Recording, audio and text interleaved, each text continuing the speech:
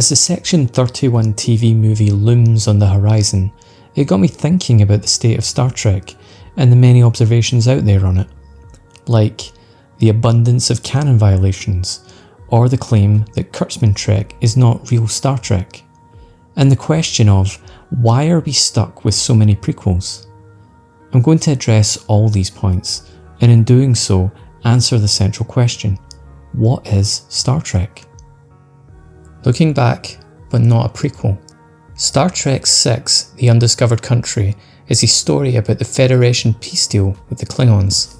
But it is not a prequel to TNG. It doesn't exist to serve as backstory to the 24th century. It was a story being told allegorical to real events at the time, the fall of the Soviet Union, meaning it was done for the sake of itself and happened to fit the future, not the other way around.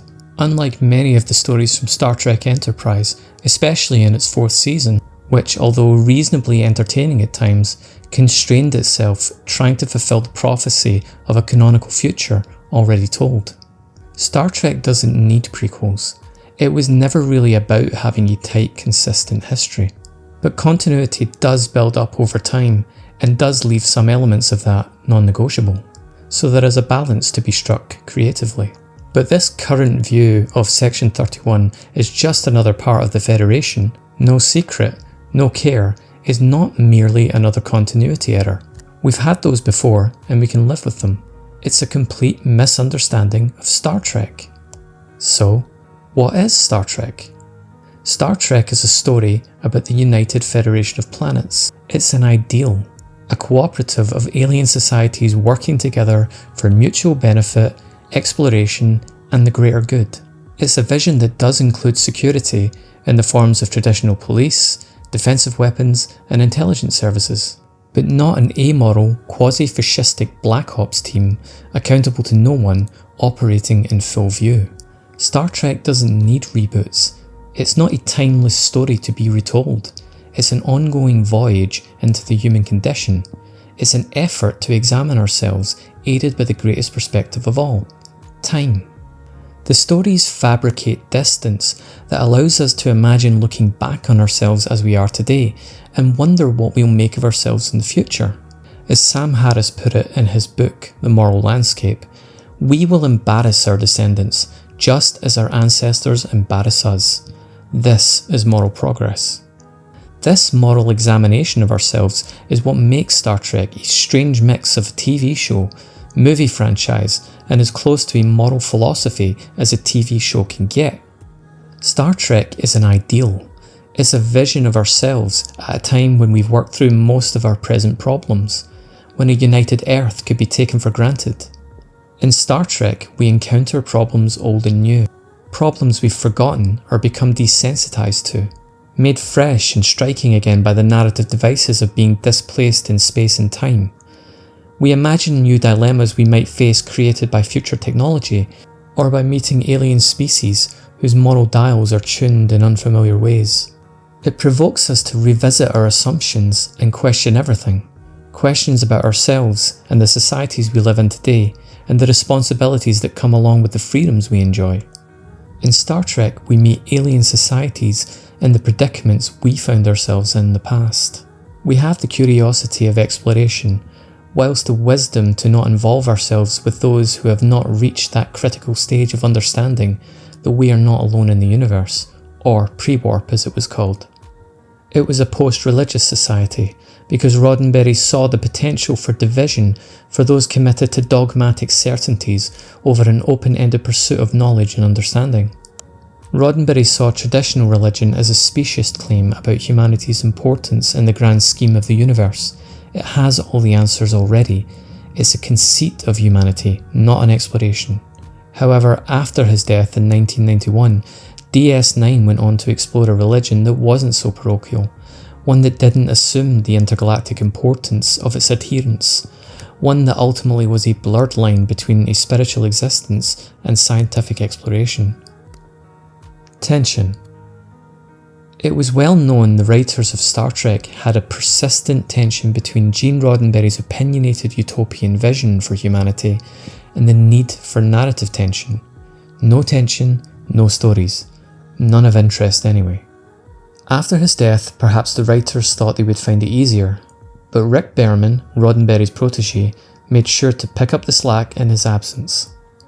It was that continuing tension that led to storytelling innovation. The writers had to be more clever to find those real frontier areas of exploration, not just at the mouth of a wormhole or in the Delta Quadrant, but within the human spirit itself. And there were moments when we were reminded that the journey never ends. Even at the best of ourselves, even as those privileged to live in a future free from scarcity, where everyone is free to be all they can be, we can still find out that we are not so pure, despite our convictions. Section 31 was one of those reminders, where an unknown number of highly covert figures operate in the shadows, prepared to commit genocide to safeguard the Federation, defending enlightenment with cold, calculated barbarism. It's right that we should be reminded from time to time that as the beneficiaries of the genius and hard work of our ancestors, that along with their determination, innovation and foresight, that we still possess their same frailties, such as capacity for cruelty, selfishness and moral compromise. Reminding us that progress is not assured, but must be continuously earned and safeguarded. We must honour the past in pursuit of a better future. We cannot have the best of the present we have, or the future we might once reach without it. We must reconcile who we are, without pretense or forgetting that those impulses remain a part of us. We mustn't rewrite history to tell ourselves what we want to hear in order to make ourselves feel better. Conversely, we mustn't overcompensate for the sins of our forebears, sacrifice the present, and in doing so, the better future, for an imperfect past that cannot be fixed.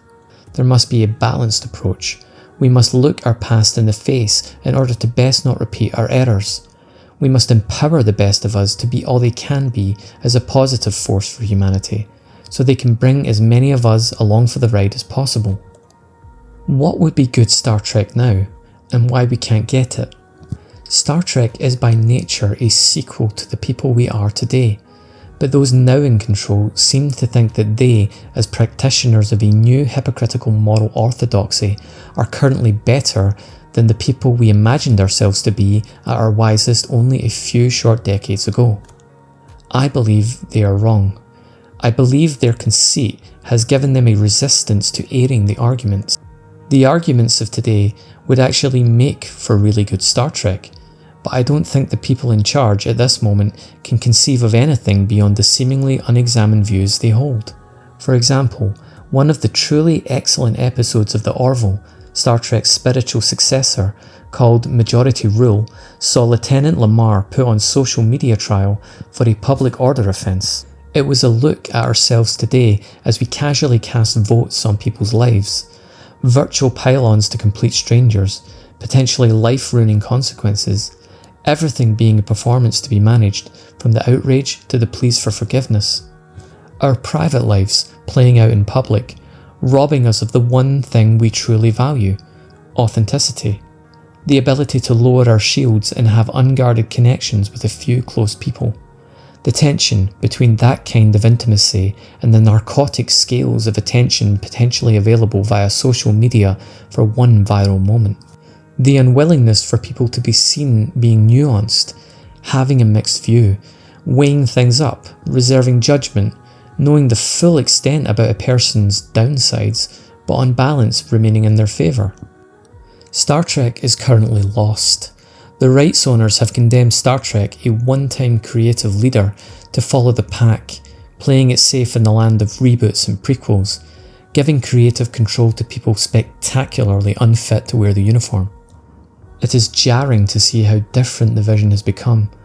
It's not merely a superficial change of sets, lighting and uniforms. These people are undermining the whole concept of a positive and confident vision of ourselves.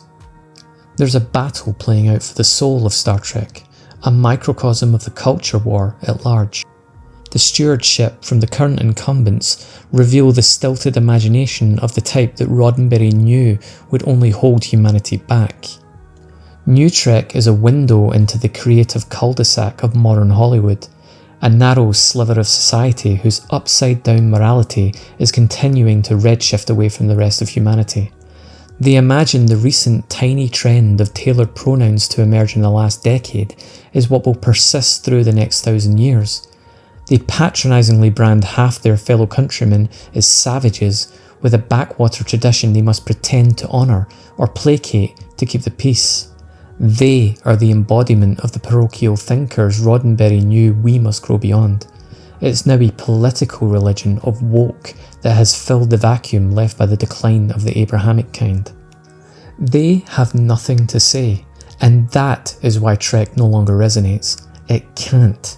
It's not bold. It hasn't set a course. It's gunning for the orthodoxy, not against it. An article from Variety earlier in the year observed Star Trek isn't getting young fans, and their solution to this is what? Starfleet Academy. Why would space teens appeal to potential new Trekkies now when it was an adult-orientated show that pulled most of the current audience in as kids decades ago? We're stuck in the gravity well of greed and safety. Clueless corporate clowns afraid to break from the pack and make Star Trek what it should be. Bold exploration. The truth is that theirs is the culture that needs explored in allegorical stories like Star Trek, cast as aliens that remind us of a lesser moment in our societal evolution.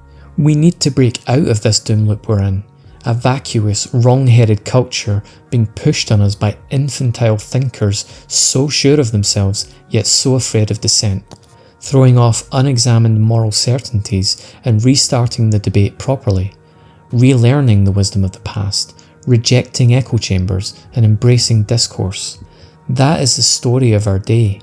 We need to imagine a way out of this moment we're in right now. Star Trek is one way in which we could do that.